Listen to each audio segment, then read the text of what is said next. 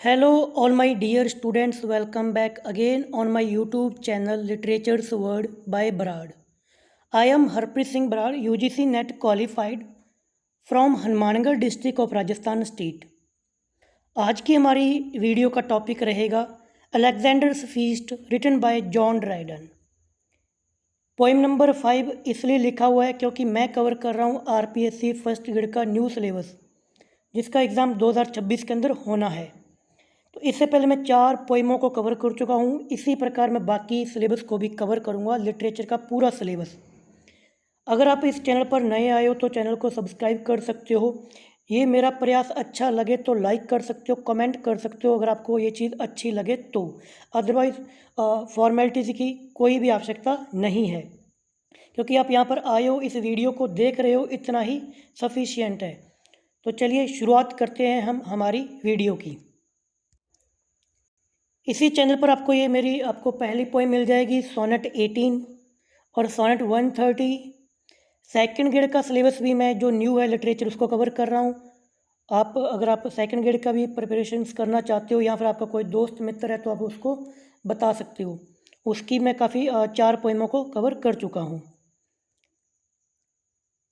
इसके साथ ही बता दूं कि ये मेरे सोशल मीडिया प्लेटफॉर्म है। फेसबुक का आईडी बराड़ दीप लिरिक्स और ये है मेरा इंस्टाग्राम आईडी हरप्रीत सिंह ब्राड। ये मैं आपको इसलिए बता रहा हूँ ताकि आपकी कोई भी इंक्वायरी होती है, आपको मेरे से कांटेक्ट करना पड़ जाए, कोई ऐसा सवाल है आपका आरपीएससी से रिलेटेड, इंग्लिश से रिलेटेड कोई भी है, तो आप मेरे को यहाँ पे सिंपली कांटेक्ट कर सकते हो। आपको 100% यहाँ पे रिप्लाई मिल जाएगा। ये जो आप फोटो देख रहे हो ये हमारी पोइम से ही रिलेटेड है। ये है सेंट सिसिलिया, रोम की शहीद, जिन्होंने ऑर्गन नाम का म्यूज़िकल इंस्ट्रूमेंट इन्वेंट किया था कह लो। ये प्ले जो सामने कर रही है ना, ये इनका ऑर्गन है। हमारी पोइम में इसका जिक्र है, इसलिए आपको ये बता रहा हूँ। इससे जस्ट पहले ना ये आरपीएससी सेकंड ग्रेड की मैंने वीडियो को कवर किया था, वहाँ पर ये एक पोइम चलती है, a song for saint Cecilia's day. अभी जो न्यू सिलेबस आया है वो भी जॉन ड्राइडन की है। ये दोनों पोइमें दोनों के दोनों ओड हैं, आपस में लिंक हैं, क्योंकि ये पोइम भी जॉन ड्राइडन ने लिखी थी 1687 के अंदर, और जस्ट उसके 10 साल बाद हमारी जो आज की पोइम है अलेक्जेंडर फीस्ट, उसको भी जॉन ड्राइडन ने लिखा था। ये एक एआई जनरेटेड फ़ोटो है। आप ये जो सामने देख रहे हो ऐसा होता है कुछ ऑर्गन, जिसको सेंट सिसिलिया ने इन्वेंट किया था।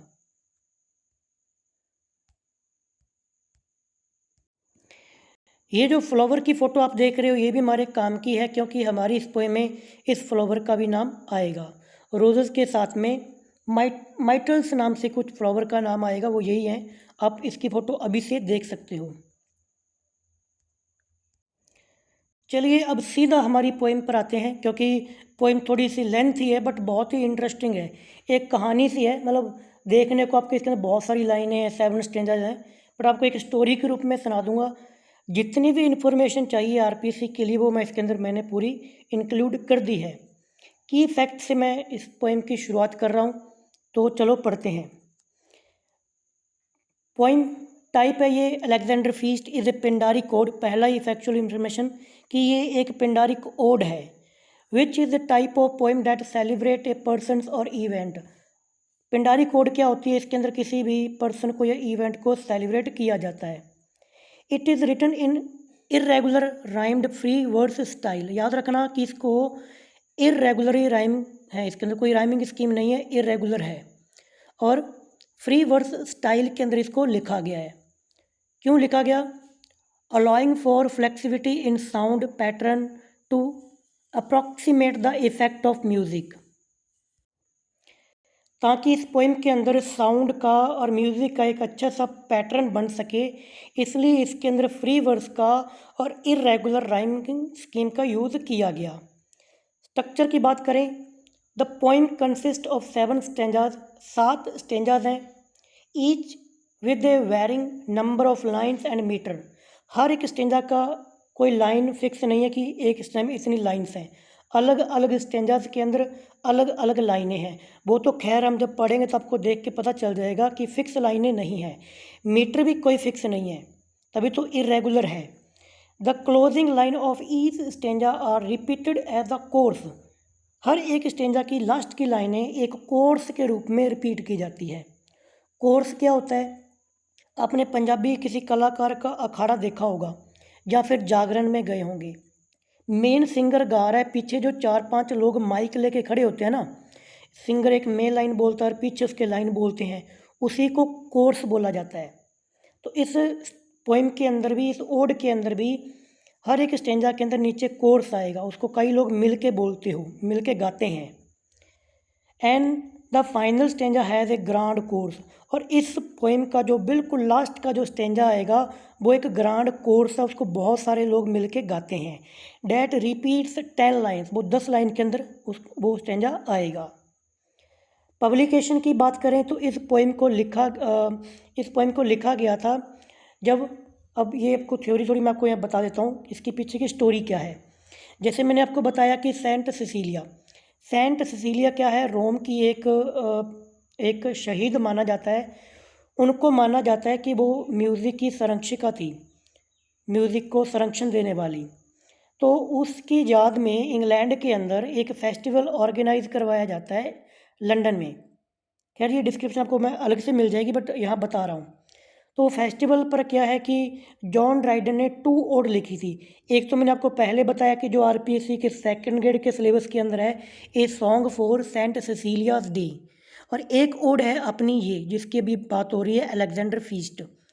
तो उसको पहले वाली ओड को तो 87 के अंदर लिखा गया और इसको 10 साल बाद यानी कि 1697 में लिखा गया और उसी टाइम इसको पब्लिश भी करवाया गया। A part of collection of ode का कलेक्शन कहा गया क्योंकि 2 ओड है, दोनों ओड का मैंने आपको नाम बता दिया। दोनों की दोनों ओड है वो सेलिब्रेट करती हैं सेंट सिसिलियाज डे। अब ये सेंट सिसिलियाज डे क्या है, ये 22 नवंबर को मनाया जाता है। इसकी स्टार्टिंग 1683 के अंदर हुई थी, तो काफ़ी इन्फॉर्मेशन मैंने आपको बता दी। इस पोइम को लिखा था जॉन ड्राइडन ने, अलेक्जेंडर फीस्ट जैसा कि पहले बता दिया 1697, specially for the saint Cecilia's day celebration.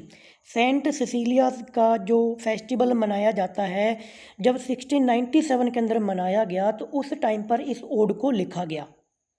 Metre की बात जैसे मैंने पहले की, इसमें कोई एक स्पेसिफिक मीटर है ही नहीं है, कोई राइमिंग स्कीम नहीं है।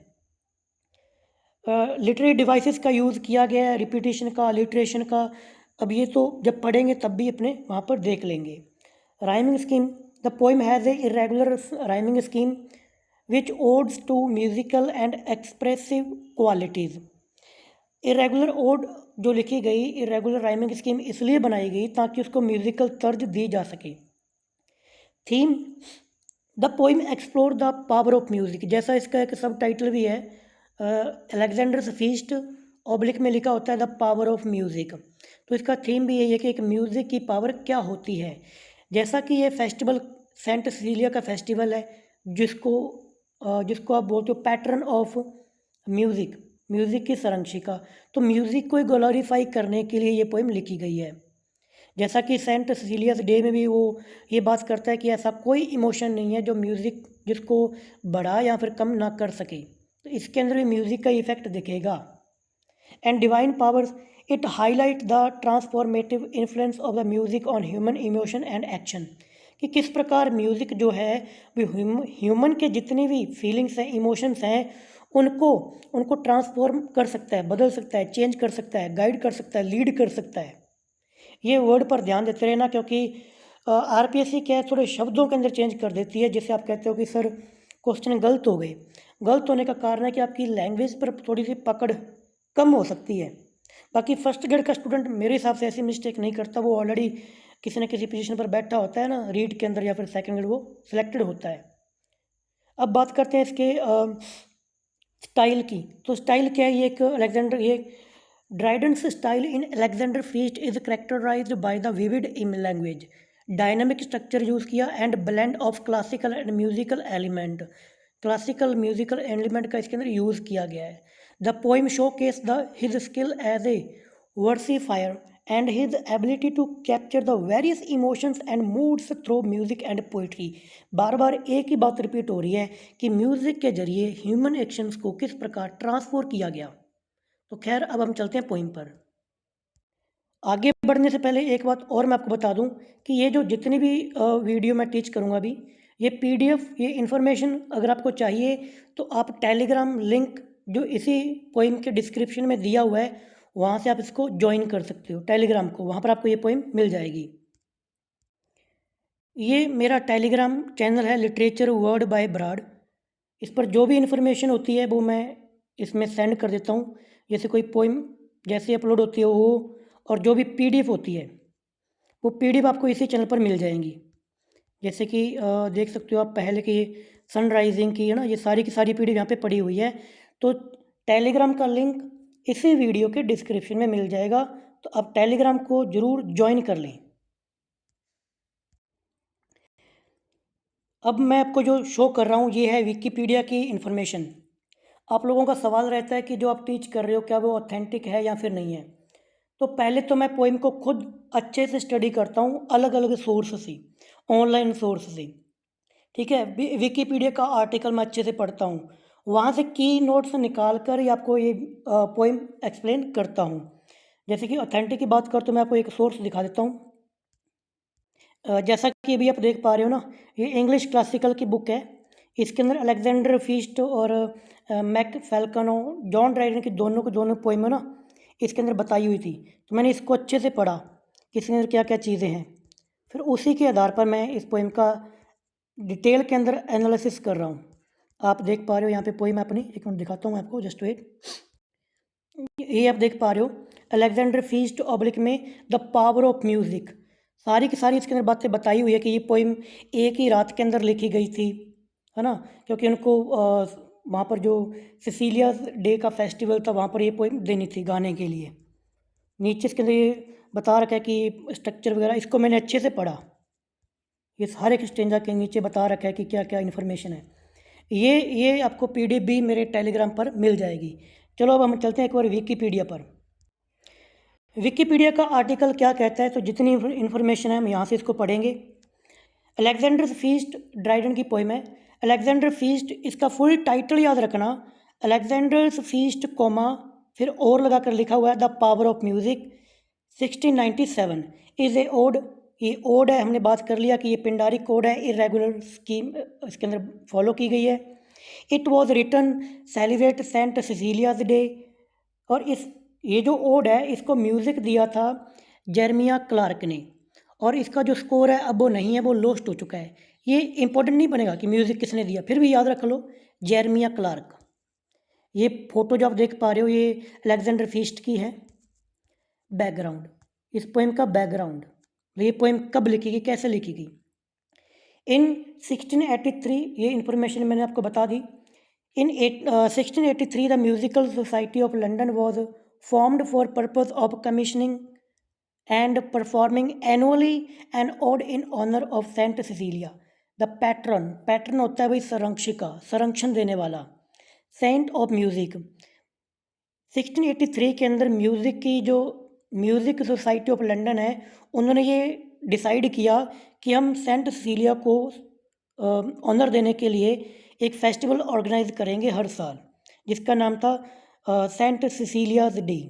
Dryden has previously written another ode, पहले भी एक ओड लिख चुके थे जिसका नाम था a song for saint Cecilia's, जिसको 1687 के अंदर लिखा, जो कि आरपीएससी सेकंड ग्रेड के सिलेबस के अंदर है। Alexander feast was written in 1697। तो जैसा मैंने पहले बताया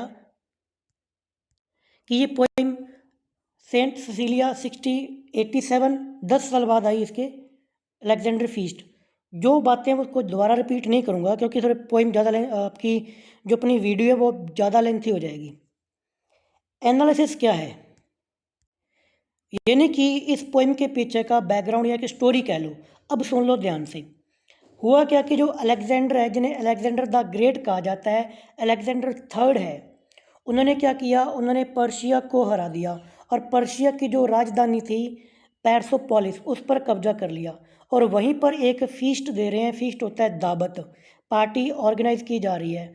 अलेक्जेंडर का ही एक कवि जो कि जिसका नाम है टिमोथियस, जो कि एक बार्ड है, कवि है, म्यूजिशियन है, वो वहाँ पर म्यूज़िक प्ले करेगा और म्यूज़िक प्ले करके अलेक्जेंडर के जितनी भी फीलिंग्स हैं उनको मैनिपुलेट करेगा, ट्रांसफ़र करेगा, चेंज करेगा, लीड करेगा।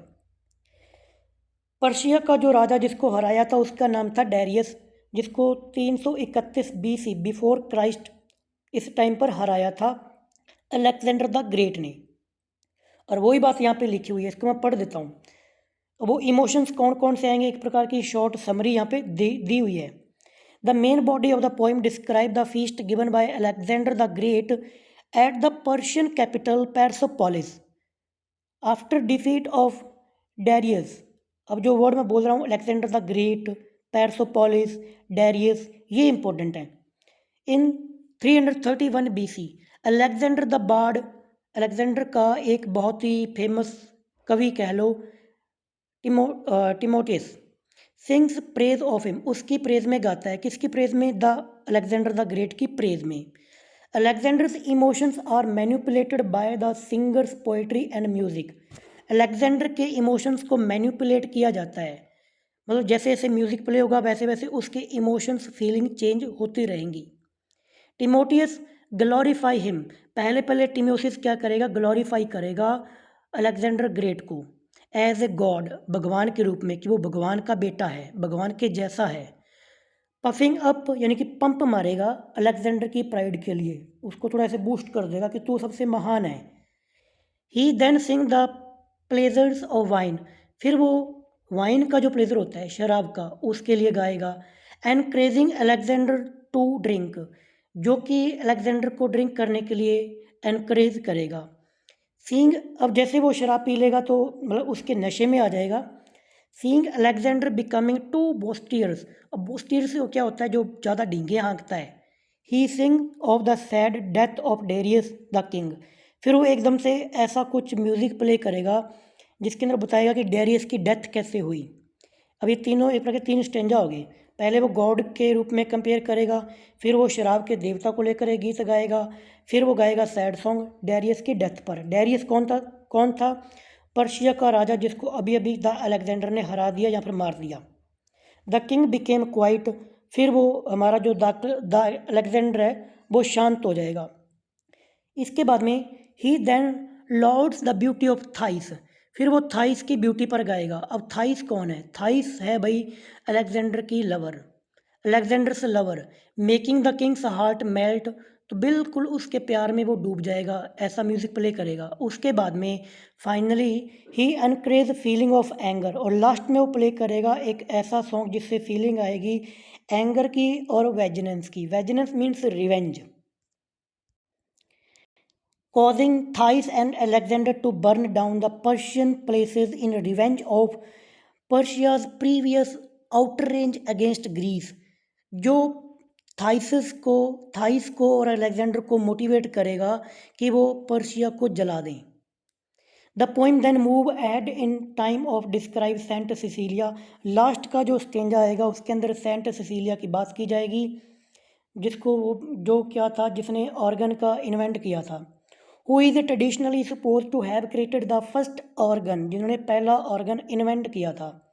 टू हैव इंस्टीट्यूटेड क्रिश्चियन से sacred music. The poem include that while Timotheus, last में पोएम कंक्लूड हो जाएगी ये बात कहकर कि टिमोथियस ने तो यहाँ के जो ज़मीनी जो लोग हैं, मॉर्टल लोग हैं, उनको म्यूज़िक के जरिए आसमान में पहुँचा दिया।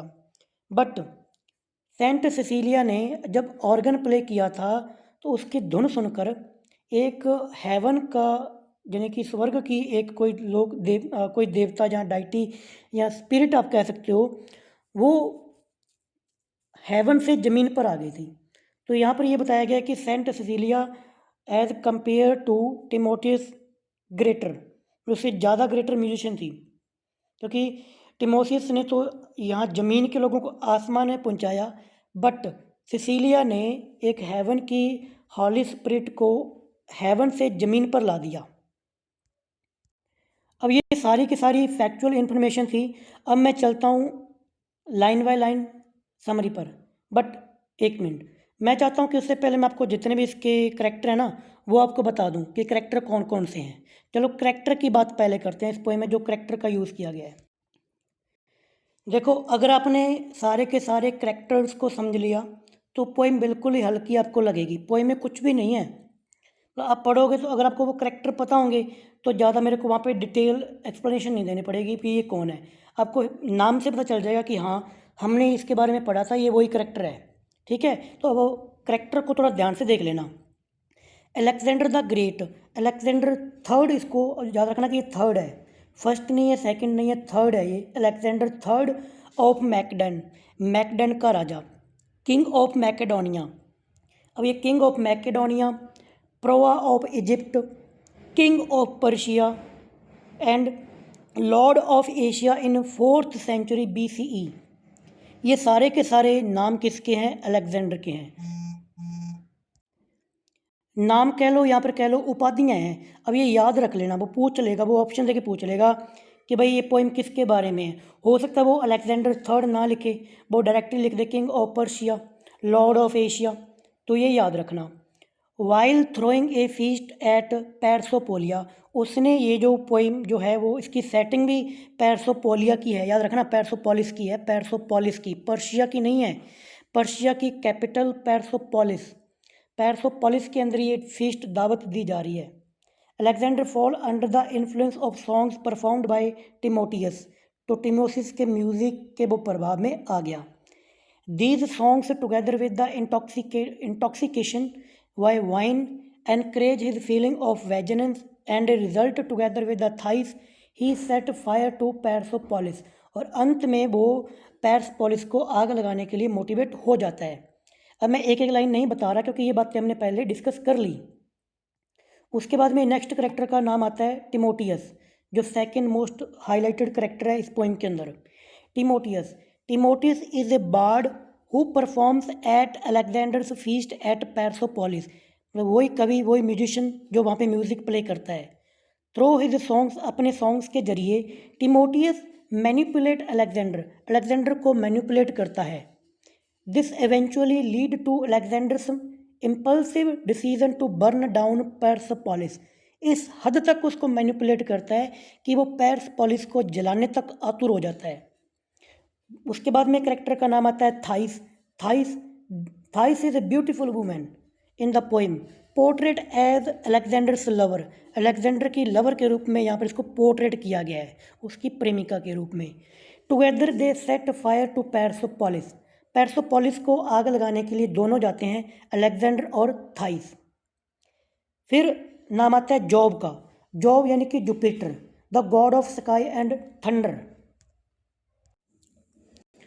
जॉब, जॉब यानी कि आप कह लो Jupiter, the god of sky and thunder, आसमान के और थंडर के देवता। King of the Roman gods, Rome के जितनी भी गॉड्स हैं उनके भी राजा जुपिटर। और आगे है Olympia, Olympias mother of Alexander the great. पहला स्टेंजा के अंदर दोनों का जिक्र होगा कि जॉब जो कि जुपिटर हैं, गॉड ऑफ रोमन गॉड्स हैं। अब इनकी स्टोरी यहीं पर सुन लो। हुआ ये कि जो जुपिटर थे वो एक ड्रैगन के रूप में ज़मीन पर आए, अर्थ पर आए, और उन्होंने ओलंपियस से संबंध बनाए, फिजिकल हुए, और दोनों की जो संतान पैदा हुई वो थी अलेक्जेंडर। तभी तो वो लाइन आएगी इसके अंदर, गॉड लाइक, यानी कि देवी है, क्योंकि जुपिटर खुद एक गॉड है, तो अलेक्जेंडर भी एक गॉड की संतान है। पहले पहले स्टेंज में ये बात का जिक्र होगा, याद रखना जॉब को और ओलंपियस को। फिर बात आती है Bacchus, the Roman god of wine, यानी कि शराब के देवता, wine making and religious ecstasy, धार्मिक एक इनको देवता माना गया है, शराब के देवता बैकस। फिर हेलन, हेलन ऑफ ट्रॉय, जो आपने स्टोरी सुनी होगी, आप लिटरेचर के स्टूडेंट हो, वाइफ ऑफ किंग मेनलियस की वाइफ थी ट्रॉय, हेलेना, जिसकी वजह से क्या होता, हेलन को पूरे को जला दिया गया था, जिसके कारण वॉर हुआ था, ट्रोजन वॉर। डायरेक्टली जिक्र यहाँ पे नहीं है, बट एक इमेज कह लो, यहाँ पर आपको एक रेफरेंस यहाँ पे देखने को मिलेगा। सिसिलिया की मैंने बात कर ली, saint Cecilia who is believed to have created the first organ. Darius, Darius की मैंने बात कर ली, डेरियस थर्ड था, king of Persia in 4th century BCE। He was defeated by Alexander the great. अलेक्जेंडर द ग्रेट ने डेरियस को ही हराया था। याद रखना दोनों ही थर्ड हैं। फिर बात आती है फ्यूरीज की। फ्यूरी होता है गुस्सा। रोमन डेटीज ऑफ वेजन्स, रोम के देवता जो गुस्से के लिए जाने जाते हैं, गुस्से वाले देवता फ्यूरीज हैं, प्लूरल है यहाँ पर लिखा हुआ। Who are described as having snakes for hair, यानी कि उनके पास सांप होते थे, उत्तराधिकार के रूप में कह सकते हो आप। Gracious ghost, Grecian ghost, ghost यानी कि भूत। द स्पिरिट ऑफ शोल्जर, उन शोल्जरों की आत्माएं। Who died in the battle of the Persia, जो पर्शिया के युद्ध में मारे गए। And have not been properly buried, जिनको प्रॉपर तरीके से बरी नहीं किया गया, दफनाया नहीं गया।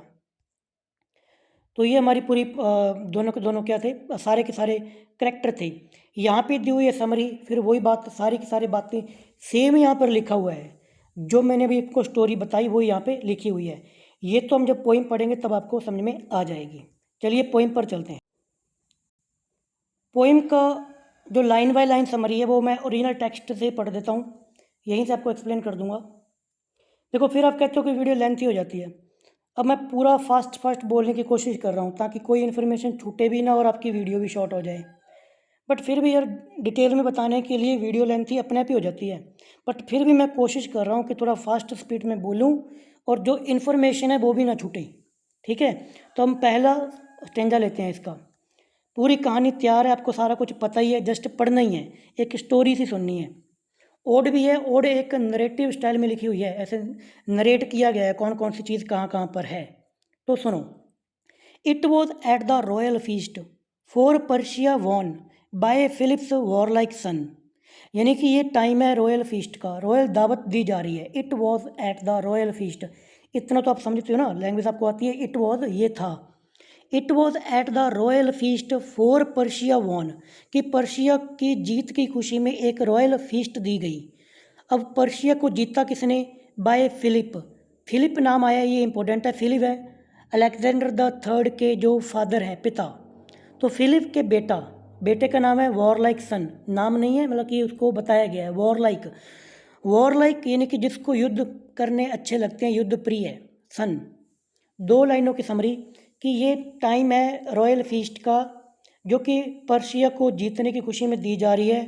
पर्शिया जिसको जीता है फिलिप के बेटे ने, अलेक्जेंडर द थर्ड ने, जो कि युद्ध प्रिय है, वॉर लाइक सन है। Aloft in awful state, aloft यानी कि सिटिंग एट हाई, यानी कि ऊंचाई पर जो बैठा हुआ है। इन ऑफुल, ऑफुल आप कह सकते हो अद्भुत, स्टेट मतलब कि वॉर लाइक जो सन है, द अलेक्जेंडर है, वे एक ऊंचाई पर बैठे हुए हैं। एक हॉल की इमेज बना लो, एक हॉल है, वहाँ पर दावत दी जा रही है। तो राजा जैसे ऊंचाई पर बैठे होते हैं तो वैसे यहाँ पर वो बैठा है। Aloft in awful state the godlike hero state sate, यहाँ पर SATE है, ये आज की सिट की सेकंड फॉर्म है। सिट यानी कि सेट यानी बैठा हुआ था। तो राजा है, उसको वॉर लाइक और गॉड लाइक बोला गया है। वो ऊपर अपने सिंहासन पर बैठा हुआ है। On his imperial throne, imperial यानी कि देवी है, अपने एक देवीय थ्रोन पर वो बैठा हुआ है। ये एम्पायर से लिया गया वर्ड है, एम्पायर से, साम्राज्य से, साम्राज्य थ्रोन पर बैठा हुआ है। अब उसके चारों ओर कौन कौन है? हिज वैलियंट, वैलियंट यानी कि बहादुर, वैलियंट पीयर होते हैं जो साथ वाले होते हैं। अब राजा के साथ वाले यानी कि उसके सैनिक, उसके योद्धा है ना, सेनापति, उसके मंत्री, ये सारे उसके चारों ओर बैठे हुए हैं। वर प्लेस्ड अराउंड यानी कि चारों ओर बैठे हुए हैं। देयर ब्रोज, ब्रोज यानी कि आईब्रोज, यहाँ पे बात की गई माथे की, उनका माथा जो है, forehead, with roses and with myrtles bound. अब ये जो माइटल्स जो लिखा है ना, इसी की, इस फ्लावर की फ़ोटो मैंने आपको स्टार्टिंग के अंदर दिखाई थी, क्योंकि रोज़ के बारे में तो आप जानते हो। कहने का मतलब कि राजा के जितने भी वीर योद्धा हैं, मंत्री हैं, उसके आसपास के जितने लोग हैं, वो उनके माथे पर फूल लगे हुए हैं, रोज़ लगे हुए हैं, माइटल्स लगे हुए हैं, क्योंकि भाई जीत के आए हैं ना, पर्शिया को हरा के आए हैं। आगे ब्रैकेट के अंदर लिखा हुआ है, so should it desert in arm be crowned. अब कहने का मतलब जो आर्म है, आर्म रिप्रेजेंट करता है योद्धाओं को। बी क्राउंड यानी कि क्राउंड यहाँ पे वो क्राउन नहीं है, बट जिस प्रकार उनके सिरों पर जो फूल लगे हुए हैं, ताज जो उनको दिए गए हैं, यानी कि उनकी इज्जत की गई है। तो ये लाइन बताती है कि इस प्रकार का सम्मान उनका होना भी बनता है, होना भी चाहिए, क्योंकि वो पर्शिया को हरा कर आए हैं, अलेक्जेंडर को इन्होंने जिताया है। तो बात समझ में आ गई, अलेक्जेंडर कैसे बैठा हुआ है, उसके साथ वाले कैसे बैठे हुए हैं। इसके बाद में बात आती है द लवली थाइस, प्यारी थाइस, थाइस जो कि अलेक्जेंडर की लवर है, बाय हिज साइड उसके साथ में बैठी हुई है। सेट, ये वही SAT जैसे ऊपर यूज़ किया था ना, सेट SAT, वैसे सेट यहाँ पे यूज़ किया है, बैठी हुई है। सेट लाइक सिमिली का यूज़ हुआ है। लाइक ए ब्लूमिंग, ब्लूमिंग होता है खिलने वाला, जो खिलता है। ब्लूमिंग ईस्टर्न प्राइड, ईस्टर्न यानी कि पूर्व की, ब्राइड यानी कि दुल्हन। अब उसको थाइस को कंपेयर किया गया है, जब बोला गया लाइक है तो सिमिलरली है ना, ईस्टर्न प्राइड ब्राइड से, पूर्व की दुल्हन। जैसा कि ये क्या है कि उस टाइम पर यूरोप वाले अपने आप को सुपीरियर मानते थे, अमीर मानते थे, तो इसलिए ईस्टर्न ब्राइड को लिख कर ये रिप्रेजेंट किया गया है कि ईस्टर्न जो कंट्रीज़ थी वो ज़्यादा ताकतफुल थी, ज़्यादा पैसे वाली थी as compare to western countries, जिसके अंदर हमारा एशिया, इंडिया, ये सारी कंट्रीज़ आ जाती हैं। क्योंकि पोइम कब लिखी गई है 1687 के अंदर, तो कॉमन सेंस लगाओ ना, 1600 के अंदर तो अंग्रेज़ इंडिया के अंदर या अलग अलग अपनी जो उनकी अलग अलग कंट्री पर कब्जा कर चुके थे, तो उनको तो बाकी कंट्रीज़ तो नॉर्मल लगती थी, यूरोप अपने अपने में ज़्यादा रिच या अमीर लगता था। इसलिए वो कह रहे हैं कि भाई वो ईस्टर्न की दुल्हन की जैसे लग रही थी उसके पास में बैठी हुई। बैठी कौन है? Thighs. In flower of youth, देखो वर्ड है फ्लावर ऑफ यूथ, जब फूल अपने यूथ में होता है, एक फूल जो बिगिनिंग में, एक फूल की एंडिंग है, तो दोनों ही ज़्यादा बढ़िया नहीं होते। जब फूल बिल्कुल खिला हुआ होता है, प्रॉपर हाई, मतलब पहले कि प्रॉपर अपने फूल बन जाता है, तो ऐसा ही फूल है, यानी कि कहने का मतलब थाइस अपनी फुल जवानी पर है। एंड ब्यूटीज़ प्राइड, देखो उसने ब्यूटीज़ प्राइड लिखा, यानी कि ब्यूटी को भी प्राइड होता है कि वो थाइस के पास है। अब यहाँ पे स्टेंजा है, स्टेंजा के बाद में जस्ट नीचे क्या है, कोर्स आएगा। अब ये सारे मिल मिल के गाते हैं, जैसे गीत गाया जाता है तो लाइनें रिपीट होती हैं।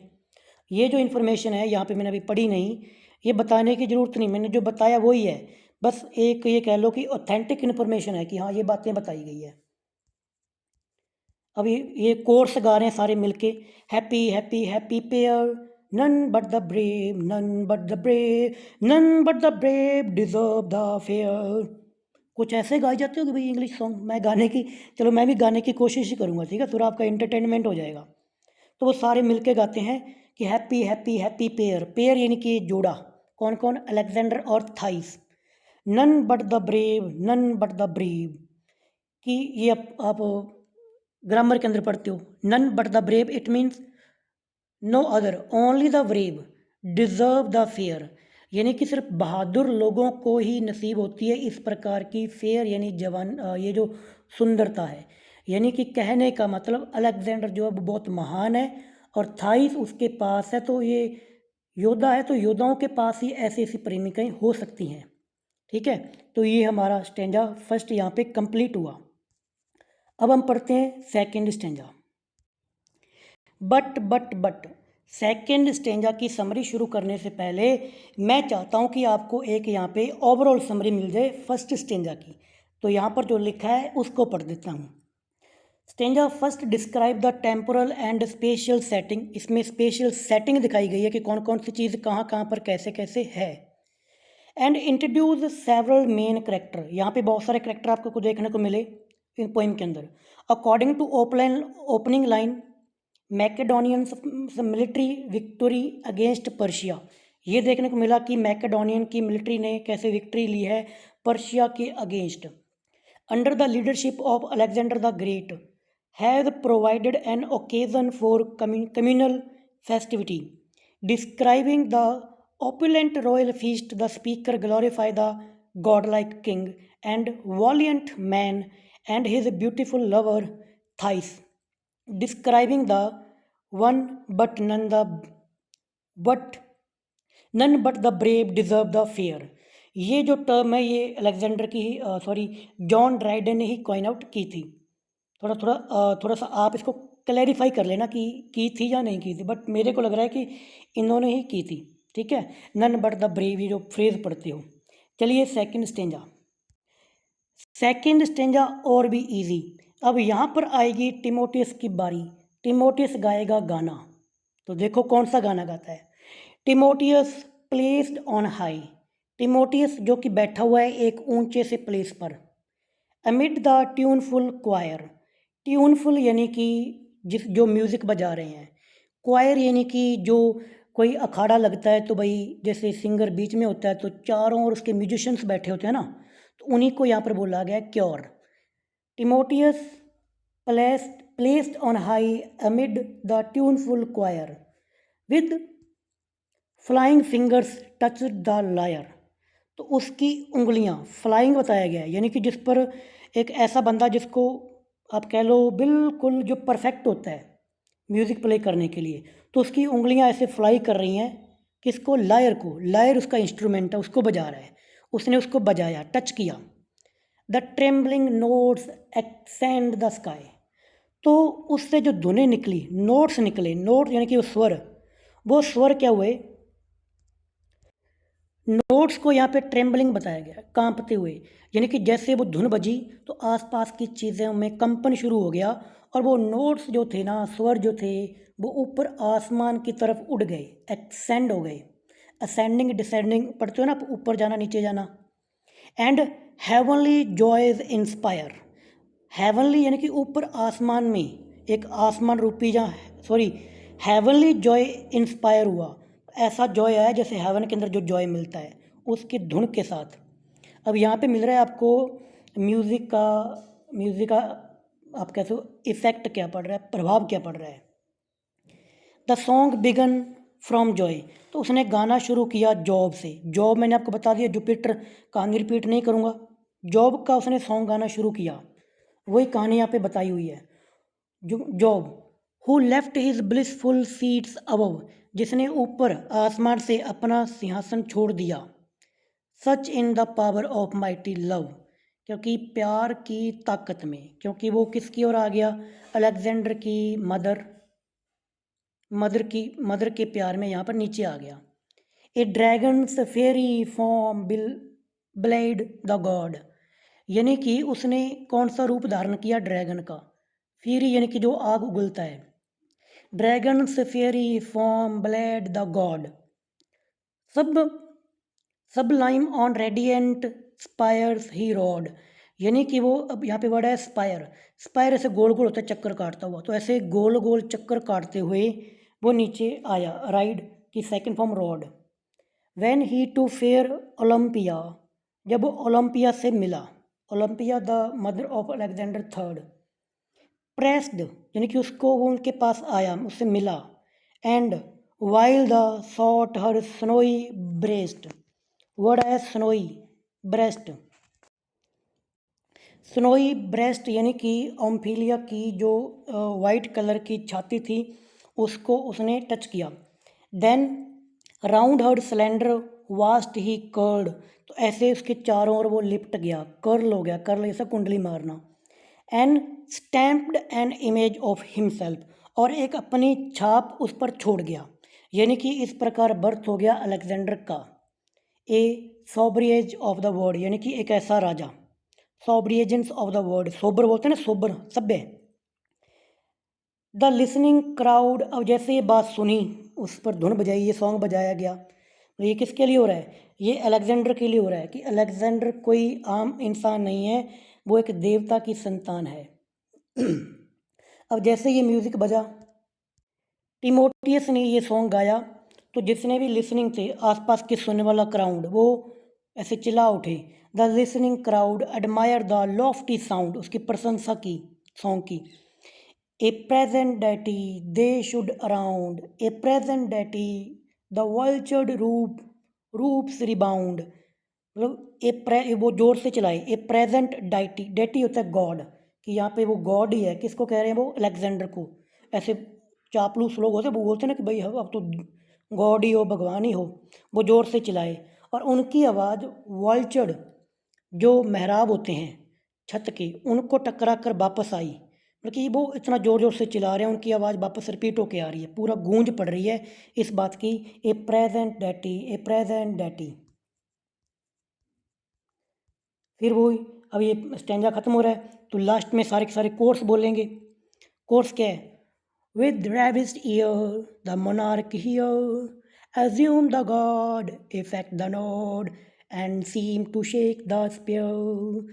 ये नोट बोलेगे कि क्या है कि विद रेविश्ड, रेविश आपने पढ़ा था टू बेटर माई हार्ट के अंदर, फिजिकली एनकाउंटर करना।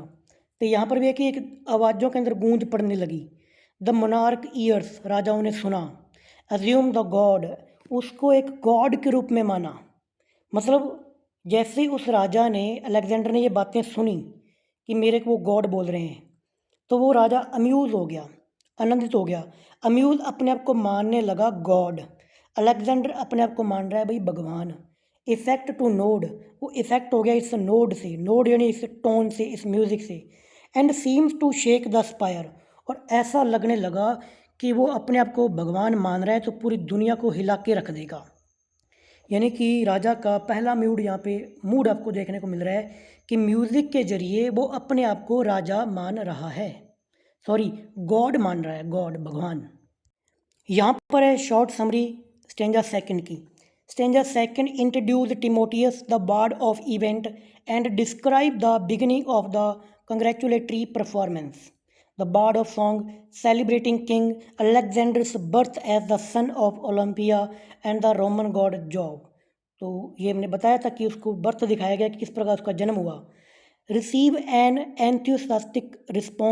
enthusiastic response from the member of the audience who glorify the king as a deity। तो वो भी ग्लोरीफाई हो गया, अपने आप को भगवान मानने लगता है द अलेक्जेंडर। अब जैसे ही टिमोथियस ने ये देखा कि जो राजा है अलेक्जेंडर अपने आप को भगवान के रूप में मान रहा है, तो उसने म्यूज़िक को चेंज कर दिया। अब जैसे म्यूज़िक चेंज होगा तो अलेक्जेंडर का मूड चेंज हो जाएगा। तो उसने गाना शुरू किया, the praise of Bacchus, Bacchus means the god of wine. Then the sweet musician sung, कि फिर जो स्वीट म्यूजिशियन थे उन्होंने बैकन की प्रेज में गाना शुरू किया। O Bacchus ever fair and ever young, Bacchus को बताया गया एवर फेयर हमेशा ही जवान रहने वाला, और हमेशा ही फेयर और एवर यंग, फेयर भी यानी कि सुंदर भी और हमेशा यंग रहने वाला, उसकी प्रेज में गाना शुरू किया। The jolly god in triumph comes, triumph होता है विक्ट्री, जीत। मतलब यहाँ पे ये कहा गया है कि जॉली, जॉली होता है हंसी मजाक वाला, तो द जॉली गॉड जो हंसी मजाक वाला गॉड है, जो हमेशा ही एक जीत के साथ आता है, जिसने हंसी को मजाक को जीत लिया है। कैसे भाई? क्योंकि वो शराब पीता है ना, तो शराब पी के बंदा जॉली मूड में होता है। साउंड द ट्रम्पेट, तो साउंड यानी कि टिमोथियस ने म्यूजिशियन को इंस्ट्रक्शन दी कि साउंड द ट्रम्पेट, ट्रम्पेट बजाओ। बीट द ड्रम, ड्रम को बजाओ। Flashed with A purple grace he shows his honest face, तो जैसे ये ट्रम्पेट बजने लगे, ड्रम बजने लगे, तो फ्लैश, फ्लैश होता है गालों पर जो रेडिश कलर आता है। Flash with A purple grace, purple यानी कि बैंगनी कलर का। अब जॉन कीट की ऑड टू नाइटिंगेल पढ़ते हो तो वहाँ पर भी जिक्र आता है कि एक पर्पल कलर की शराब। तो ये कह रहा है कि जैसे वो ट्रम्पेट बजे, म्यूजिक म्यूजिक बजने लगा, तो चेहरे पर एक ऑनेस्ट फेस, ऑनेस्ट फेस का मतलब है कि शराब पीने के बाद में, वाइन पीने के बाद में जो आदमी सच बोलता है, सच दिखाता है, तो ऐसा कुछ चेहरा उसका दिखने लगा। Now give the hautboys breath, hautboy यहाँ पे ये है, जिसको पढ़ोगे आप ओ बॉय, ओ बॉय, यहाँ पे नीचे लिखा भी होगा ओ बॉय, ये लिखा ना हाउट बॉय, ओ बॉय, ये फ्रेंच हाउट बॉय है, फ्रेंच वर्ड यहाँ पे यूज़ किया गया है। तो टिमोथियस ने कहा now give the hautboys breath, breath यानी कि सांस, यानी कि उनके पास जो ऑर्गन, जो भी म्यूजिशियन है, आई थिंक जो बांसुरी है, उसमें उसने सांसें फूकी, उसको बजाया। और वो क्या बजा रहे हैं? He comes Bacchus ever fair and young drinking joys did first ordain, कि एक वो आया, वो आया, कौन आया? बैकन आया। बैकन जिसको फेयर और एवर यंग माना गया। क्वेश्चन पूछा जा सकता है कि एवर फेयर और एवर यंग किसे बोला गया था? बैकन को। Drinking joys did first ordained, जिसने पहली बार ड्रिंकिंग को बनाया, शराब को बनाया, तभी तो वो ड्रिंक वाइन ऑफ गॉड है ना, god of wine. Bacchus blessings are treasure. अब वो कहा जा रहा है कि जो बैकन की जो ब्लेसिंग्स हैं वो एक ट्रेजर है। अब उसकी ब्लेसिंग्स क्या है? शराब, नशे में होना। Drinking is the soldiers pleasure, और उसकी जो ड्रिंकिंग है, उसकी शराब है, वो शोल्जर्स के लिए एक प्लेजर के रूप में है। क्यों भाई? शोल्जर्स लड़के आए, थक के आए, काम करके आए, तो बाद में उनको जब शराब मिली तो उनको क्या मिलता है? प्लेजर मिलता है। Rich the treasure, sweet the pleasure, sweet is pleasure after pain. Sweet is pleasure, यहाँ पे बोला गया है कि जो प्लेजर है वो काफ़ी मीठा हो जाता है आफ्टर पेन। ये पेन, यहाँ पे आप ये मान लो कि जब आपने बहुत हार्ड वर्क किया उसके बाद में जो आपको सुख मिलता है तो वो ज़्यादा अच्छा लगता है। आप ज़िंदगी के अंदर सुख ही सुख देख रहे हो तो सुख की वैल्यू ख़त्म हो जाएगी। थोड़े दुख आएंगे, उसके बाद में आपको जो प्लेजर मिलेगा उसकी खुशी आपको बहुत ज़्यादा होगी। तो इसके अंदर क्या था, अब जैसे ये नोट बजाए गए तो अलेक्जेंडर भी एक तरफ से नशे आ गया, जैसे नशे के अंदर आ गया, जैसे उसने शराब पी ली हो। इस म्यूज़िक के जरिए उसकी नशे वाली फीलिंग्स को शो किया गया। आगे फोर्थ स्टेंजा को पहले साथ में पढ़ लो तो ये थोड़ा क्लियर हो जाएगा। अब जैसे बैकन का सॉन्ग गाया गया तो आगे स्टेंजा फोर्थ शुरू होता है। अलेक्जेंडर पर इसका क्या इफेक्ट पड़ा? Soothed with the sound the king grew vain. तो जैसे उसने ये साउंड सुना तो राजा ग्रू हुआ वेन, मतलब उस पर इसका असर देखने को मिला। फॉट ऑल हिज बैटल्स और अगेन ओवर अगेन, तो वो नशे के अंदर ही, सपनों के अंदर ही, इमेजिनेशन के अंदर ही युद्ध को दोबारा लड़ने लगा। जैसे वो नशे के अंदर है ना, तो दोबारा वो युद्ध लड़ने लगा इमेजिनेशन के अंदर, कल्पनाओं के अंदर। And thrice he routed all his foe the enemy, कि इमेजिनेशन के अंदर उसने अपने दुश्मन को 3 बार रूट किया, मारा, हराया। And thrice he slew the slain, slew होता है मार देना, मर्डर कर देना, और स्ल्यू की थर्ड होती है स्लेन, यानी कि मर्डर्ड। तो उसने मरे हुओं को, मर्डर्ड को 3 बार मारा इमेजिनेशन के अंदर। द मास्टर सा द मैडनेस राइज, अब मास्टर ने देखा, टिमोथियस ने देखा कि अब राजा का पागलपन शराब में बढ़ रहा है, क्योंकि अब उस पर इफ़ेक्ट पड़ रहा है शराब का। ही ग्लोइंग चिक्स, उसकी his glowing cheeks, his ardent eyes, कि उसकी गालों पर भी वैसा ही ग्लो आ गया है, और उसकी आंखें ardent eyes, ardent means red हो गई हैं, उसकी आंखें भी लाल हो चुकी हैं। And while he heaven and earth defied, और जैसे वो ख्यालों के अंदर, इमेजिनेशन के अंदर हेवन को और अर्थ को हराने वाला ही था, changed his head and checked his pride, he chose a mournful muse. तो टिमोथियस ने अपना क्या किया? म्यूज़िक चेंज कर दिया। देखा ना, ही चूज ए मॉरफुल म्यूज़, तो उसने एक म्यूज़, मॉरफुल यानी कि दुख भरा गीत बजाना शुरू कर दिया। सॉफ्टी पिटी टू इन्फ्यूज़, ताकि उसमें थोड़ी पिटी आ सके, दया आ सके। ही संग डैरियस, अब उसने जो सॉन्ग गाया वो सैड सॉन्ग है, तो सैड सॉन्ग में वो डैरियस के बारे में गा रहा है कि डैरियस की डेथ कैसे हुई। ही संग डैरियस ग्रेट एंड गॉड, उसने बताया कि वो कितना बढ़िया था, कितना महान था, कितना अच्छा था। By two swear a faith Fallon Fallon Fallon Fallon Fallon from his high state, आज वो बिल्कुल अकेला पड़ा हुआ है, गिरा हुआ पड़ा है। कौन? Darius. And weltering in his blood, weltering होता है ऐसे करवटें लेना, खून से लथपथ बॉडी उसकी, वो उसमें करवटें ले रहा है।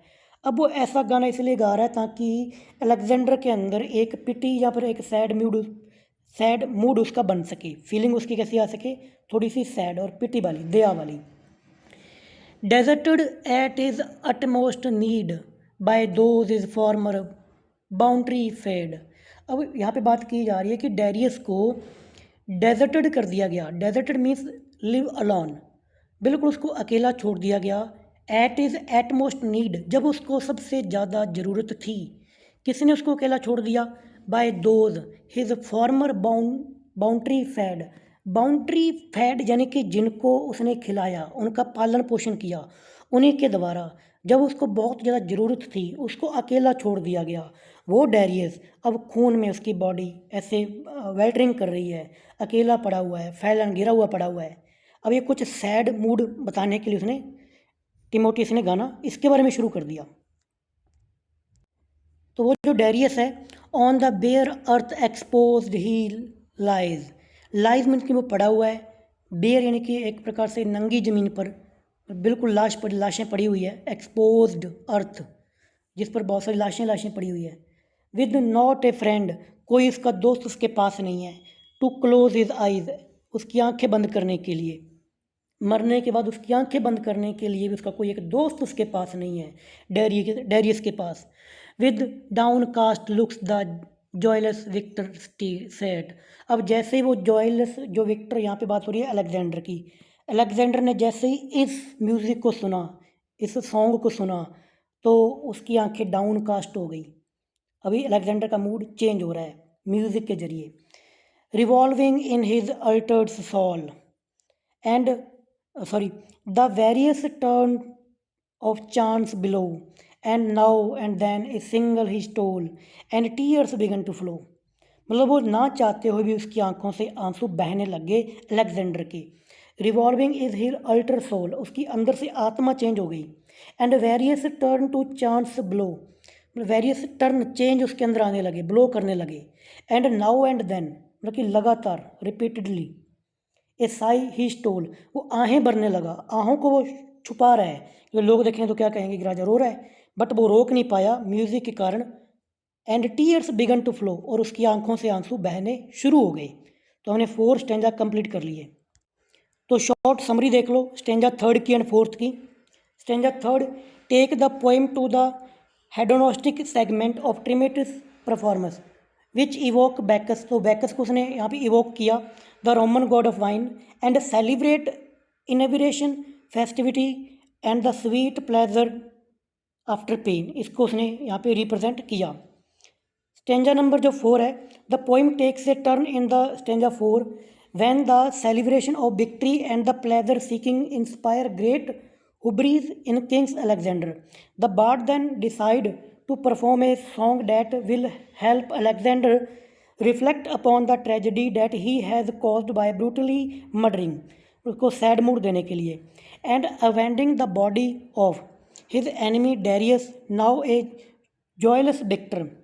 अब वो कैसा बन गया, joyless victor. Alexander looks back on his brutality with remorse shedding tears of great, तो वो जो जॉय में था, आनंद में था, अलेक्जेंडर इस स्टेंजा के अंदर कैसा हो गया, बिल्कुल रिग्रेट कर रहा है, उसको रोना आ रहा है, वो रो रहा है। अब आगे आता है स्टेंजा फिफ्थ। देखो दोस्तों, 52 मिनट की रिकॉर्डिंग हो चुकी है। अगर ये वो वीडियो 1 घंटे से ऊपर जाती है और ये रिकॉर्डिंग 1 घंटे से ऊपर को अगर ये मतलब ये वीडियो अपलोड नहीं हो पाई, तो हो सकता है मैं इसके 2 पार्ट कर दूं। अगर तो इसी वीडियो के अंदर सारा कुछ आ गया और 1 घंटे से ऊपर की वीडियो को यूट्यूब ने अपलोड करने की परमिशन दे दी, फिर तो इसकी एक ही वीडियो बनेगी। बट जैसे मेरे अगर इसने अपलोड नहीं किया, तो हो सकता है मैं इसका सेकंड पार्ट अपलोड करूं। तो पढ़ते हैं स्टेंजा फिफ्थ, क्योंकि अगर मैं जल्दबाजी करूँगा तो अच्छे से एक्सप्लेन नहीं कर पाऊँगा, ठीक है। तो मैं तो फिर थोड़ा स्लो ही चलूँगा, भले वीडियो लेंथी जाए तो जाए। अब जैसे ही वो राजा का मूड कैसा है, बिल्कुल सैड। अब आता है stanza fifth, music change, mood change. The mighty master smiled to see that love was in the next degree. अब बात करेगा लव की, प्यार की। जैसे उसके अंदर पिटी आ गई तो दया आएगी, तो दया के बाद में प्यार आएगा। The mighty master smiled to see that love was in the next degree, कि प्यार इससे भी आगे जो आने वाली फीलिंग है वो है प्यार। It was but a kindred sound to move, for pity melt the mind to love. It was but a kindred, अब ये क्या था, kindred यानी कि काइंड की third form, kindred sound to move. अब एक दयालुता वाला साउंड शुरू हुआ, फॉर पिटी, क्योंकि पिटी पिघला देगी माइंड को लव के अंदर। मतलब कि पिटी जो है, पिटी आएगी तो पिटी के बाद में क्या आएगा, लव आएगा। Pity melt the mind to love. थोड़ा सा प्रिंट यहाँ पे क्लियर नहीं है, अगले पेज का सही है, ये देखो। अब स्टेंजा फिफ्थ में आगे पढ़ते हैं। उसके बाद में क्या हुआ, swiftly sweet in Lydian measures, Lydians means Lydians, जो लीडियन कंट्री को बिलोंग करता है। Softly sweet in Lydian measures soon he soothed his soul to pleasure. अब उसकी सोल यानी कि अलेक्जेंडर की सोल सूथ हो गई, यानी कि उसके चंगुल में आ गई, किसके स्वीट प्यारे प्यारे ख्याल उसको आने लगे। War he sung is toil and trouble. अभी तक वो क्या गा रहा था, वॉर का। वॉर कैसा, war he sung is toil and trouble. Toil and trouble होता है hard work. Honour but an empty bubble, तो उसको ऐसे ख्याल आने लगे कि जो वॉर है ना, वो क्या है, एक एम्प्टी बबल है, खाली बुलबुला। यानी कि आपको कुछ टाइम के लिए एक फेम है जो परमानेंट नहीं है, इसलिए वो कह रहा है कि honour but an empty bubble, never ending still beginning. युद्ध वो है जिसकी कभी एंडिंग नहीं होती और उसकी स्टार्टिंग होती है। तो एक युद्ध खत्म होता है तो कहते हैं कि एक युद्ध का अंत अगले युद्ध की शुरुआत। बढ़िया फ्रेज यूज़ किया है कि war is toil and trouble, honour but an empty bubble, never ending still beginning. याद रखना, नेवर एंडिंग स्टिल बिगिनिंग, ये एक बढ़िया सा आप ऑक्सीमोरॉन के रूप में यूज़ कर सकते हो कि एंडिंग भी है और बिगिनिंग भी है। दो कॉन्ट्रास्टिंग आइडिया यहाँ पे रिप्रेजेंट किए गए हैं, oxymoron. Fighting still and still destroying, मतलब कि फाइटिंग लड़ते रहना और फिर डिस्ट्रॉय करते रहना। ये मैं क्या कर रहा था, ये एलेक्जेंडर ऐसा सोच रहा है कि क्या है इस युद्ध में। If the world be worth the winning, कि अगर ये जो वर्ड है to be worth thy winning, कि अगर ये दुनिया जीतने के लिए बनी है, थिंक इट वर्थ इंजॉइंग, तो ये इंजॉय करने के लिए भी बनी है। मतलब कि युद्ध करना ही ज़िंदगी का पर्पज़ नहीं है, इस दुनिया को जीना भी एक पर्पज़ होना चाहिए। Lovely Thais sits beside thee, कि देखो तुम्हारे पास में कौन बैठी है, थाइस बैठी है। Lovely Thais sits beside thee, तुम्हारे पास। Take the good the gods provide thee, कि भगवान ने उसे तुम्हारे रूप के यहाँ पे प्रोवाइड करवाया है। The many red the sky with loud applause, इस बात पर जोर जोर से तालियां बजने लगी कि वाह वाह वाह वाह वाह वाह। So love was crowned but mosque von the cause. Music, यहाँ पे जो मॉस्की ओल्ड इंग्लिश के अंदर म्यूज़िक को इस प्रकार से लिखा जाता है, तो म्यूज़िक है ये। लव वॉज क्राउंड, तो लव को क्राउन पहनाया गया, but music won the cause, और म्यूज़िक ने ये जो कॉज किसके कारण हुए, म्यूज़िक के कारण। तो दोनों को यहाँ पे पर्सोनीफाई भी किया गया है, लव को क्राउन पहनाकर और म्यूज़िक को जिताकर।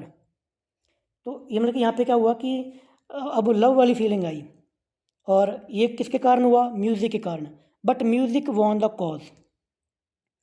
The prince unable to conceal his pain, अब उसको एक जो लवर के अंदर जो पेन होता है ना प्यार का, वो उसके दिल में उठने लगा, मीठा मीठा दर्द प्यार का। गेज्ड ऑन द फेयर, अब वो अपनी थाइस को गेज करने लगा, गेज यानी कि तकने लगा। Who cause his care and side and looked, Sai यानी कि आहें भरने लगा, देखने लगा, यानी कि आप ये कह सकते हो कि आहें भर रहा है, देख रहा है, आहें भर रहा है। Sai and looked and Sai again, आहें भर रहा है जैसे एक प्रेमी भरता है प्यार की तड़प में। एट लेंथ, फिर एट लेंथ में लास्ट के अंदर। विद लव एंड वाइन, एक तो प्यार के अंदर था, एक वो शराब का नशा। At once oppressed the vanquished victor sunk upon her breast, तो वो जो विक्टर है वो डूब गया अपॉन हर ब्रेस्ट, हर यहाँ पे किसके लिए, थाइस के लिए, थाइस की गोद में वो डूब गया। आप ये कह सकते हो प्यार में एक्सट्रीम हो गया थोड़ा प्यार यहाँ पे। तो अब ये फीलिंग थी स्टेंजा फिफ्थ की, समरी देखते हैं। इन स्टेंजा फिफ्थ टिमोटियस ये नोटिस करते हैं दिस चेंज ऑफ हार्ट, कि राजा का अब हार्ट चेंज हो गया है, वो डेरियस की डेथ को देख के ना वो रो रहा है। एंड शिफ्ट ही सब्जेक्ट, अब वो सब्जेक्ट उसने चेंज कर दिया। Shift the subject matter of his song again to that of love, अब लव के बारे में उसने गाना शुरू कर दिया। ग्रेटिट्यूड एंड पैसिफिज्म, उसको शांत कर रहा है। The bard promote the monarch to recognise how grateful he must be, उसे ऐसी फीलिंग दी गई, राजा अब ऐसा सोचने लगा कि भाई तू कितना ग्रेटफुल है, कितना महान है। For instance, for the relationship he has with the beautiful lover, कि तुम्हारे पास थाइस है, थाइस की रिलेशनशिप को उसके अंदर इस प्रकार भर दिया कि भाई तू देख तेरे पास कितनी प्यारी प्रेमिका है। Both the audience who applaud, तो ऑडियंस ने उस पर तालियां बजाई passionately, and Alexander who tearfully sink upon Thais breast are moved by the song. तो अब उसको म्यूज़िक के जरिए थाइस की ब्रास्ट में मूव कर दिया गया इस फीलिंग के अंदर।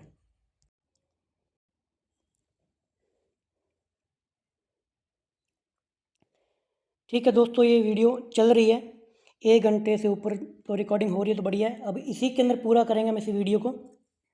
बात करते हैं स्टेंजा 6 की। 6th स्टेंजा रहेगा और बाद में लास्ट में 7th स्टेंजा। अब वो प्यार के अंदर डूबा हुआ है, उसके इमोशंस बिल्कुल प्यार वाले हैं। अब नेक्स्ट मूड चेंज करेगा music. Now strike the golden lyre again. अब वो गोल्डन लायर दोबारा से बजा, स्ट्राइक किया, उसको बजाया गया, क्योंकि अब वो प्यार की फीलिंग में एक्सट्रीम जा रहा है, बिल्कुल प्यार में डूबे जा रहा है। तो आप देख पा रहे हो कि एक म्यूजिक के द्वारा ह्यूमन इमोशंस को कंट्रोल किया जा रहा है। ए लाउडर येट, अब थोड़ा जोर से लायर बजा, and yet a louder strain, और थोड़ा और जोर से बजा।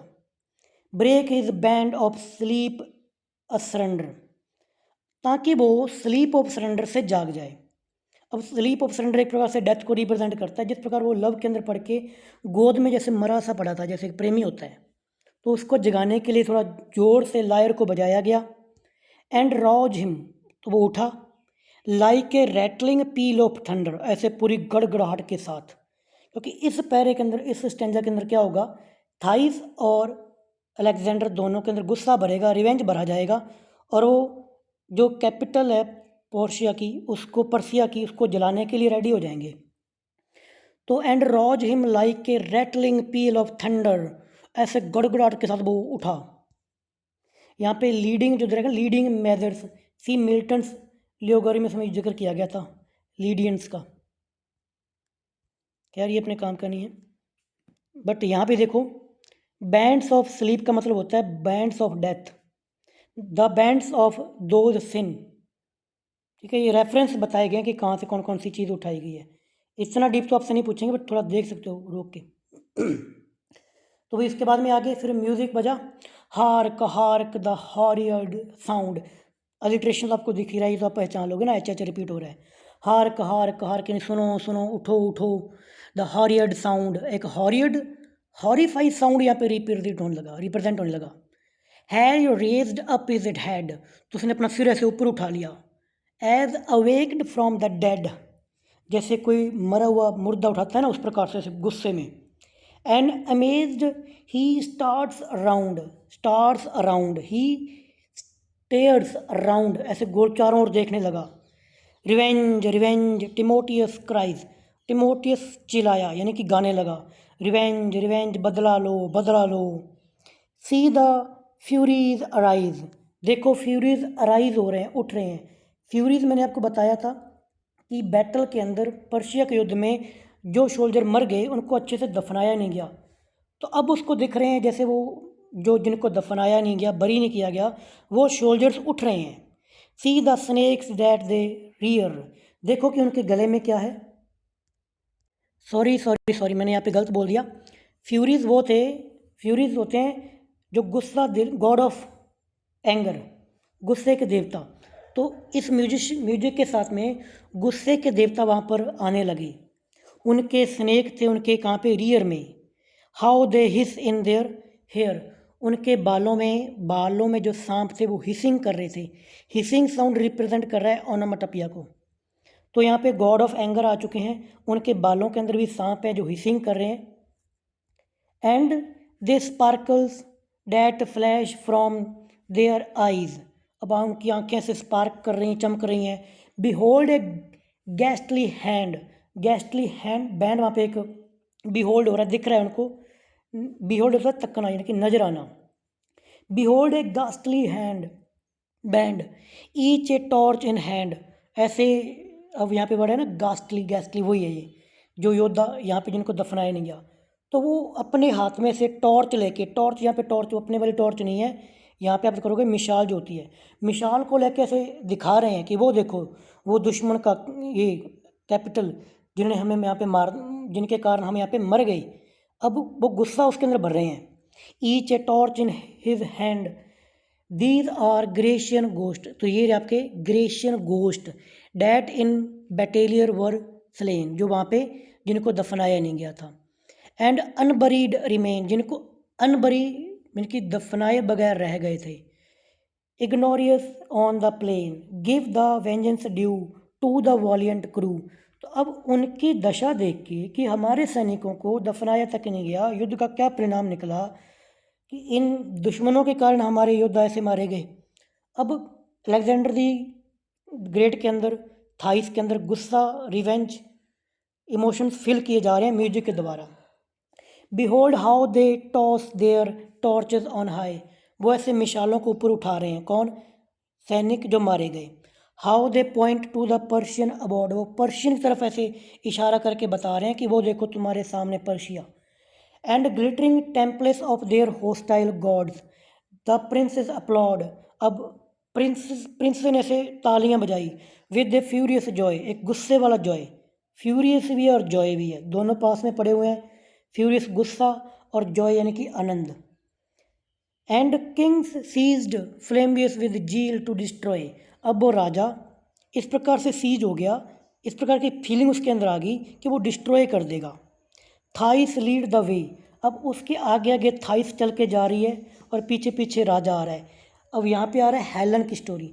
हेलन वॉर ऑफ ट्रोजन जो हुआ था, आगे हेलेना जा रही थी, तो पीछे ट्रॉय को पूरा जला दिया गया था। तो अब थाइस आगे जा रही है।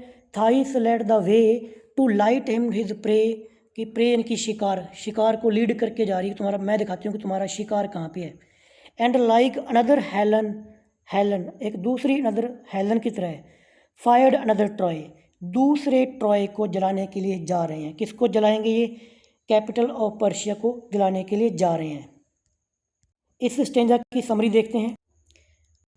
Stanza 6 marks yet another dramatic transition in the poem, यहाँ पे एक और ड्रामेटिक कंडीशन यहाँ पे दिखाई गई है। As Timotheus began to sing of revenge, अब वो रिवेंज वाला सॉन्ग गा रहा है।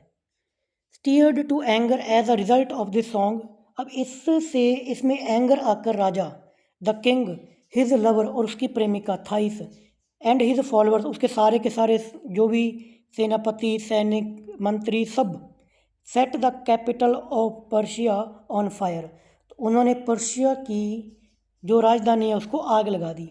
As a act of vengeance, as a act of revenge, बदले की आग में उन्होंने पर्शिया की राजधानी को आग से जला दिया। चलते हैं 7 स्टैंजा की तरफ। अब जितनी भी एक्टिविटी आप देख रहे हो म्यूज़िक के जरिए सारी लीड की जा रही है। यहाँ पे ये स्टोरी के जरिए बताया यही जा रहा है कि म्यूज़िक किस प्रकार मैनिपुलेट कर रहा है ह्यूमन एक्शंस को, ह्यूमन फीलिंग्स को। अब लास्ट का स्टैंजा 7 स्टैंजा सारे मिलके गा रहे हैं। दस लॉन्ग अगो, कि बहुत सालों पहले, इर हिवलिंग बिलो लर्न टू ब्लो, कि ऐसा ही कुछ यहाँ पे हुआ था। इर होता है before, before heaving bellows learn to blow, तो क्या हुआ था? ये साथ में ही है कि इसके जो बीच में दे रखा है? नहीं, यहाँ पे I think. While organ yet were mute Timotheus to his breathing flute, तो टिम्यूसियस ने बहुत सालों पहले ऐसे फ्लूट बजाए। अब यहाँ पे कंपैरिजन करके बता रहे हैं कि टिमोटियस का जो म्यूज़िक था वो क्या कर सकता था। और लास्ट की लाइन के अंदर वो बताएंगे सेंट सिसिलिया ने जो ऑर्गन प्ले किया उसका इफेक्ट क्या हुआ। एक ही लाइन के अंदर जिता किसको देंगे? सेंट सिसिलिया को। तो यहाँ पर बता रहे हैं कि टिमोटियस के बारे में उसने क्या किया। While organs yet were mute, organ वही ऑर्गन जिसकी डिस्कवरी किसने की? सेंट सिसिलिया ने। तो यहाँ पर बता रहे हैं कि जब ऑर्गन नहीं बना था, organ yet were mute, organ mute का मतलब ऑर्गन बना नहीं था। टिमोटियस टू हिज ब्रीथलिंग फ्लूट, तो टिमोटियस अपनी फ्लूट बजाता था। एंड साउंडिंग लायर, और वो अपना लायर बजाता था। And sounding lyre could swell the soul to rage, तो टिमोटियस क्या कर सकता था जब तक ये ऑर्गन नहीं आया था? Could swell the soul to rage, वो किसी भी आत्मा के अंदर गुस्सा भर सकता था। और kindle soft desire, kindness fill कर सकता था। एट लास्ट डिवाइन, और लास्ट में क्या हुआ कि डिवाइन जो सिसिलिया थी केम, तो वो आई, मतलब कि सिसिलिया से आने से पहले टिमोथी से कुछ कर सकता, गुस्सा बढ़ सकता था, किसी को काइंड कर सकता था। तो उसके बाद में क्या हुआ, सिसिलिया आई, डिवाइन देवी है। Inventress of the vocal frame, जिसने जो इन्वेंटर थी वोकल फ्रेम की, उसने एक वोकल फ्रेम बनाया, इन्वेंट किया। The sweet enthusiast from her sacred store enlarged the former narrow bound. पहले की जितनी चीज़ें वो सारी की सारी क्या होगी, नैरो होगी, इनकी फीकी पड़ गई उसके सामने। And added length to solemn sound, उसने एक अलग प्रकार का साउंड रिप्रोड्यूस किया, add length to solemn sound with nature's mother wit and arts unknown before. इससे पहले कोई भी आर्ट जानी नहीं जाती थी, कोई नेचर की मदर विट सब कुछ, उसके सामने पहले कुछ भी नहीं था। जब सिसिलिया आई तो उसने एक ऑर्गन प्रोड्यूस किया, let old Timotheus yield the prize, जिसके सामने टिमोथियस को भी अपना प्राइज यील्ड करना पड़ा, न्यौछावर करना पड़ा। और बोथ डिवाइड द क्राउन, कि या तो टिमोथियस अपना प्राइज उसके सामने रख देता या फिर दोनों आपस में बांट लेते, क्योंकि दोनों ही महान थे। बट अब लास्ट की लाइन सुनो, he raised a mortal to the sky, he यानी कि टिमोथियस ने तो राइज किया मोर्टल यानी कि ज़मीन पर रहने वाले लोगों को, टू द स्काई यानी कि ज़मीन पर रहने वाले मोर्टल लोगों को अपने म्यूज़िक के ज़रिए उसने आसमान के अंदर पहुंचा दिया। जैसे भी जो अलेक्जेंडर के बारे में बताया गया कि सारे के सारे इमोशंस वो कंट्रोल कर पा रहा था, ये उसकी एक बढ़िया थी, इतना बड़ा उसके पास म्यूज़िक था। लास्ट की लाइन कह रही है कि सिसिलिया ने क्या किया, she Drew an angel down, बस एक ही लाइन के अंदर जिता दिया कि सिसिलिया ने क्या किया, ड्रू द एंजल डाउन, वो तो ऊपर से एक देवता को यहाँ पर लेकर आ गई थी। जब उसने ऑर्गन को प्ले किया तो एक स्वर्ग का कोई एंजल था, उसको ऐसा लगा कि भाई ऐसा म्यूज़िक तो हेवन के अंदर प्ले होता है, तो ये प्ले हेवन से आ रहा है, तो वो उधर खींचा चला गया। तो कब वो हेवन से दुनिया ज़मीन पर अर्थ पर आ गया उसे पता ही नहीं चला। ये पावर थी सेंट सिसिलिया के म्यूज़िक की। तो अब देखो कौन जीत गया भाई, ये तो यहाँ के लोगों को ऊपर पहुँचा रहा है, तो वो सिसिलिया ने तो ऊपर के एंजल को नीचे ला दिया। अब ये पूरी की पूरी ओड किस पर लिखी गई थी, सेंट सिसिलियास डे पर, जो कि पैटर्न सेंट ऑफ म्यूज़िक है। तो सेंट सिसिलिया की प्रेज में ये लिखी गई है, म्यूज़िक के बारे में लिखी गई है। तो ये पूरी पोइम थी। मुझे लगता कि मैंने कोई चीज़ कितनी छोड़ी है, सारी की सारी बातें आपको बता दी। 1 घंटा और 12 मिनट की वीडियो हो चुकी है, अब मैं और बातें नहीं करूँगा। आपको अच्छा लगे तो भाई आप लाइक कर सकते हो, सब्सक्राइब कर सकते हो, कमेंट कर सकते हो। कोई गलत मैंने वर्ड प्रोनाउंस कर दिया हो तो सॉरी, उसके लिए मैंने एक प्रयास किया है। अब मिलेंगे आपसे नेक्स्ट वीडियो के अंदर। Bye bye, thank you, take care.